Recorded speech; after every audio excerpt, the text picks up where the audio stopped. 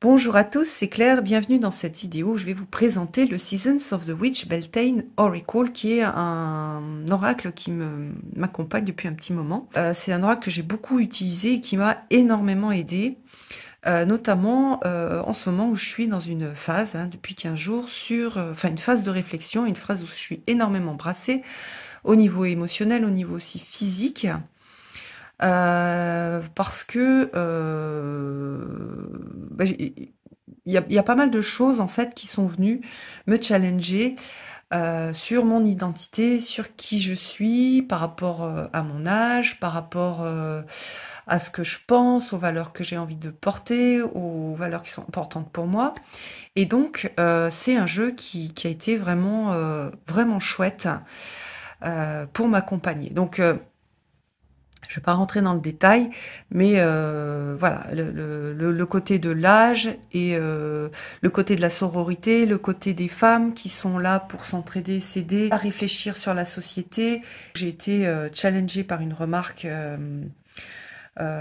suite à une de mes vidéos. Donc voilà, j'ai fait mon petit travail de pendu qui est important pour moi, mais ça me brasse énormément et ce jeu, il m'a beaucoup aidé, voilà, il m'a pas mal accompagné dans cette réflexion.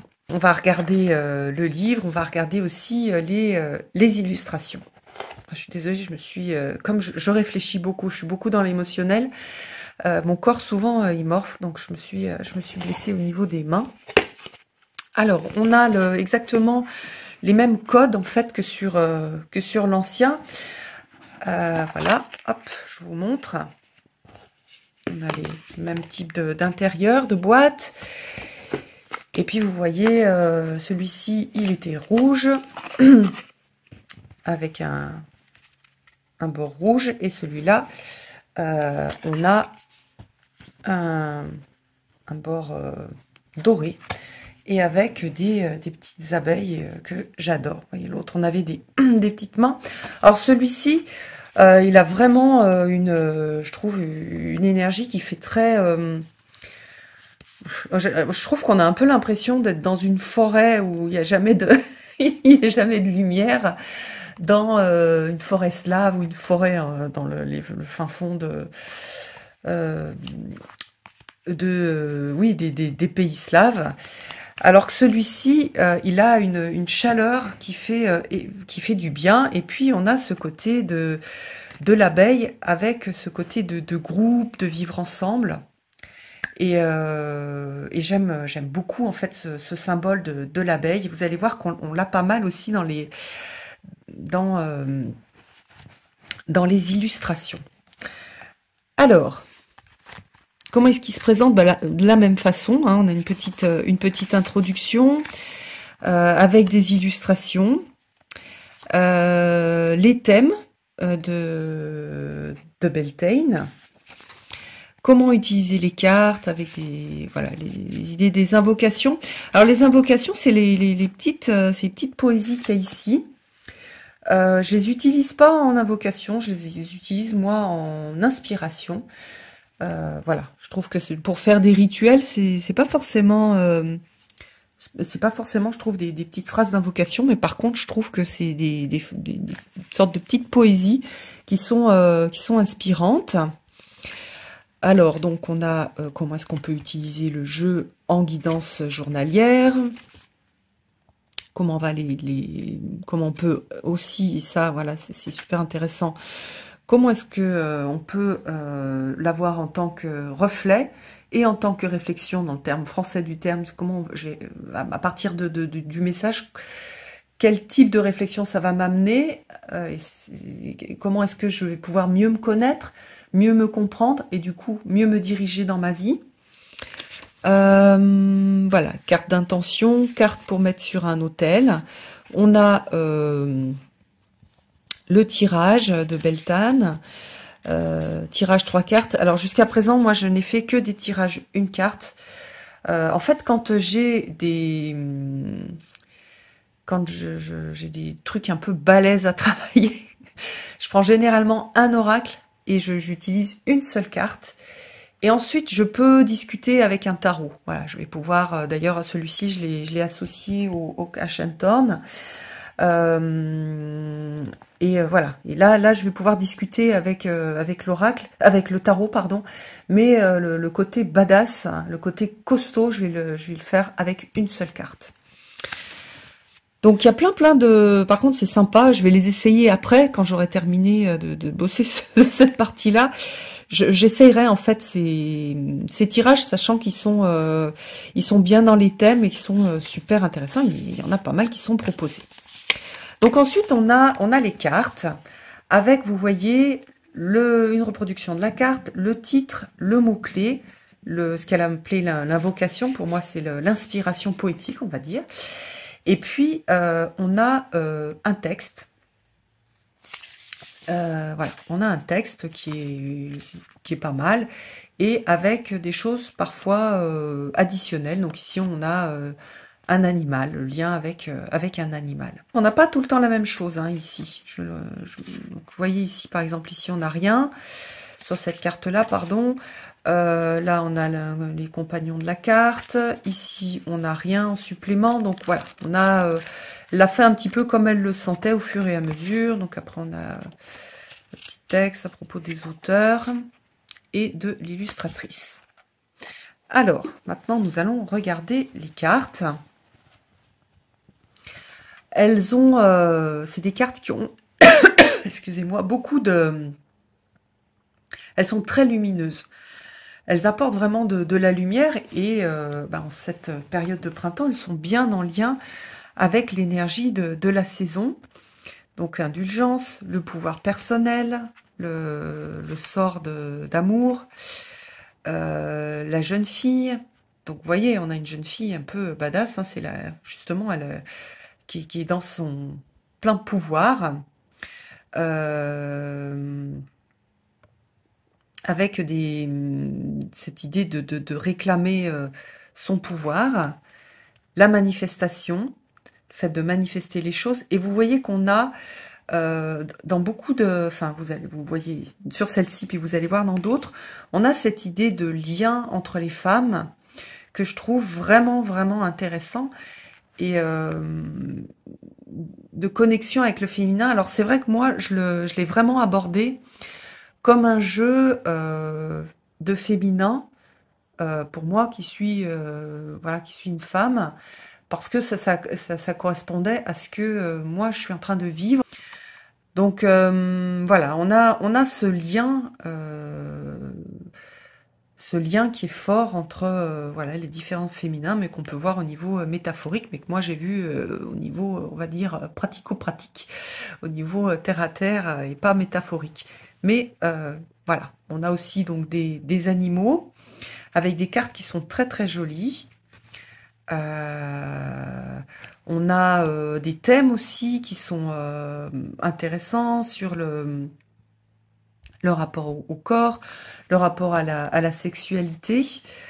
Voilà, on a des choses magiques, bien sûr, des idées d'énergie primaire, et puis ce lien aux abeilles avec le miel, et qu'on retrouve dans quelques cartes et que j'aime beaucoup. Avec, pour moi, le miel, il représente aussi la douceur.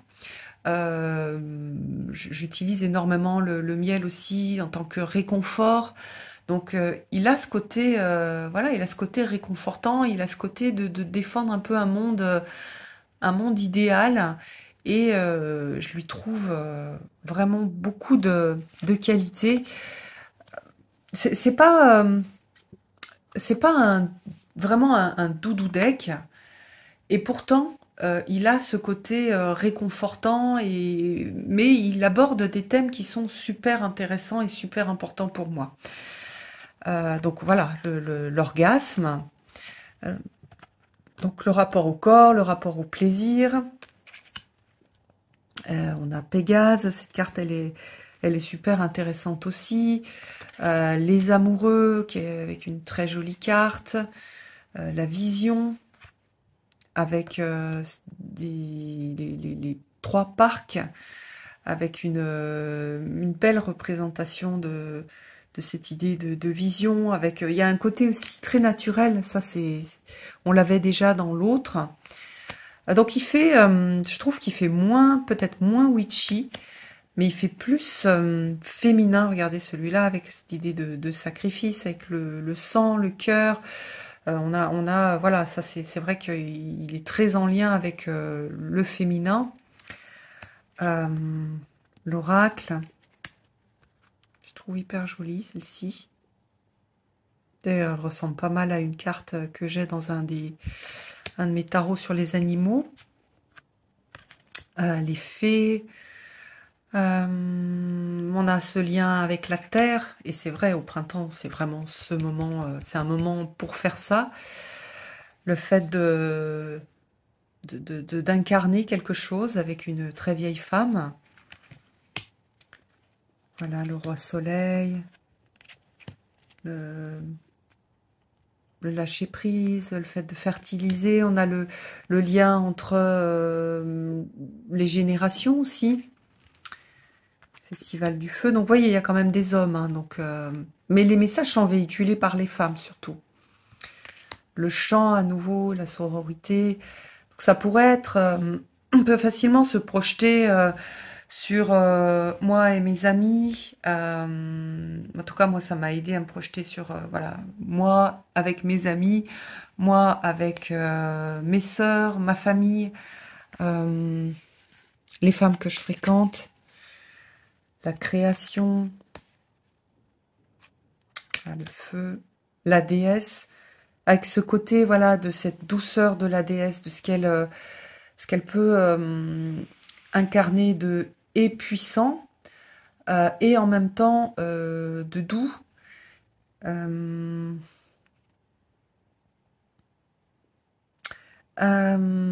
Tu es ce que tu crois être, et c'est super intéressant. Surtout quand on est justement challengé sur qui on est, ce qu'on véhicule comme valeur, les choses importantes. C'est une carte que j'ai tirée, que j'ai trouvée vraiment intéressante. J'adore celle-ci, elle est hyper mignonne. Les rubans.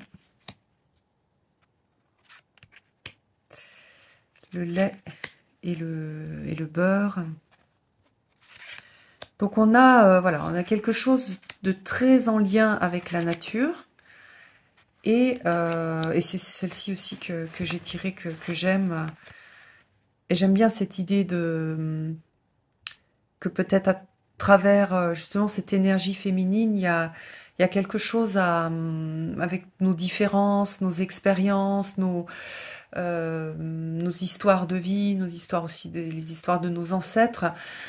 Comment est-ce que nous, on peut tisser un monde qui est meilleur, un monde dans lequel on a envie de vivre, un monde dans lequel on a envie que nos enfants vivent. Et voilà, j'ai beaucoup, voilà, j'ai beaucoup travaillé aussi sur celle-ci. Et voilà, donc c'est pour dire que c'est pour moi un jeu qui est venu, qui est arrivé dans un moment où j'en avais besoin, et qui m'a... Enfin, je pense aussi parce que j'étais dans cet état d'esprit, il m'a permis de me connecter avec d'une façon très, très profonde, beaucoup plus profonde que ce que j'ai pu avoir avec celui-ci. Donc voilà, c'est un jeu que j'aime beaucoup. Alors pour ceux qui se posent la question de est-ce que c'est un jeu que pour Beltane, pour moi non. C'est un jeu pour tout le temps. En tout cas, c'est un jeu que je vais utiliser tout le temps. Est-ce qu'on est obligé d'avoir tous les jeux? Pour moi, non. Je sais pas, je le trouve super joli, celui de Samhain. Par contre, je sais pas si je vais continuer à l'utiliser. Alors que celui-là, je sais quel type de ressources c'est, et c'est vraiment, ça va être un des jeux que je vais garder sous le coude et que je vais continuer à utiliser. Et je sais pas si je vais forcément avoir envie de tous les avoir. Celui-là, il apporte quelque chose qui pour moi est unique et qui est vraiment riche. Pour moi, en tout cas, dans le travail que je peux faire. Donc, il est super important. Mais ça ne veut pas dire que j'ai forcément envie de tous les avoir. Voilà, donc je suis super contente d'avoir partagé cette vision du, du Built-in Oracle parce que pour moi il est important et je suis sûre que que ça peut être une très belle ressource pour pas mal d'entre nous. Je pense qu'il sera traduit, mais franchement, je sais pas quand. À mon avis, ça sera pas avant quelques années, puisque l'autre, il était en cours de traduction. Et je pense que ça fait bien un an qu'il est en cours de traduction et qu'on attend sa sortie. Mais il n'a pas, voilà, avec tout ce qui s'est passé dans le monde ces dernières années, en fait, c'est plus long, c'est moins, voilà, ça arrive pas facilement. Donc, si vraiment vous voulez l'utiliser, celui-là, c'est bien de l'avoir aussi. Si vous voulez l'avoir tout de suite, vous pourrez le prendre en anglais. En plus, comme il y a des petites... je trouve les petits textes... alors, c'est parce qu'aussi, je parle pas trop mal anglais, donc je préfère en fait les avoir dans la langue d'origine. Quand c'est traduit, il y a des choses qui sont difficiles à traduire parce qu'elles sont... il y a des choses qu'on dit pas en français ou on le dit pas comme ça. Et donc, c'est très complexe à traduire. Donc, j'aime bien avoir la langue d'origine. Donc, sur ces jeux-là, voilà, j'aime bien les avoir en anglais. Même si, sur justement ces parties-là, je mets un petit peu de temps parfois pour les traduire. Sachant que ceux-là sont plus faciles, je trouve, que les précédents. Voilà, donc un beau jeu pour moi, une belle réussite et puis une belle ressource pour m'accompagner sur mon chemin de vie. Je vous embrasse tous et toutes et je vous donne rendez-vous pour une prochaine vidéo. À bientôt!